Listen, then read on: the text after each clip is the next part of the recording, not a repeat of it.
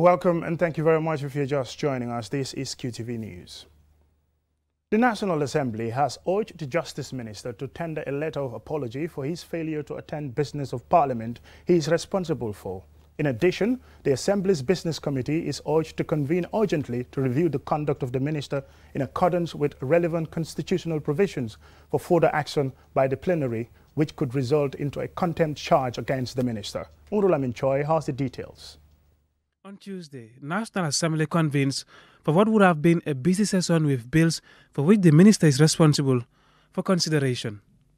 However, there is no sign of the Minister, and after a long wait, the Speaker, Mariam Jack Denton, enters the chamber to announce to the Assembly what she calls the regrettable absence of the Justice Minister for the business of this session. As presiding officer, I am very concerned that Parliament will not be able to proceed with due business today due to the unavailability of the Honourable Attorney General without any prior formal communication to the Office of the Speaker or the Clerk. Such a disruption to business of Parliament is a matter of concern for the Speaker, who has asked the Assembly Business Committee to review the conduct of the Justice Minister for further action. For this reason, I am requesting the Assembly Business Committee, that is the ABC, to urgently convene a meeting to look into this matter and review the conduct of the Honourable Attorney General in accordance with sections 74, 75, 77, 1 and 110 of the 1997 Constitution of the Republic of the Gambia and the various provisions of the standing orders of the National Assembly.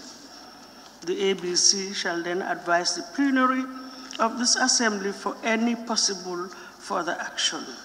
Notwithstanding, the Honourable Attorney General is hereby required to tender a letter of apology to the Assembly for his failure to attend to businesses under his charge in Parliament without prejudice to the right of the Assembly to take any further action.